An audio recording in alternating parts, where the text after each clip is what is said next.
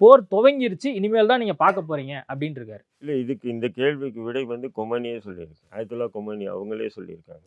என்ன சொல்லியிருக்காருன்னு சொன்னீங்கன்னா, என்னுடைய உயிரோ, என்னுடைய வயதான உடலோ, என்னுடைய உயிரோ வயதான உடலோ நிரந்தரம் இல்லாதது, அழியக்கூடியது. இது எப்போ வேணாலும் மரணிக்கலாம் அப்படின்னு தான் அவருடைய கருத்து. அதே நேரத்தில் கொள்கை கோட்பாடு உள்ள ஒரு கூட்டத்துக்கு வந்து தலைவர்கள் என்பது விருந்தாளிகள் போன்றவர்.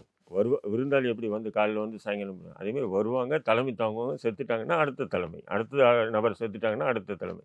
இதை தான் அவர் என்ன பண்ணுறாரு, அவருக்கே உண்டான பாணியில் அவர் சொல்லியிருக்காரு.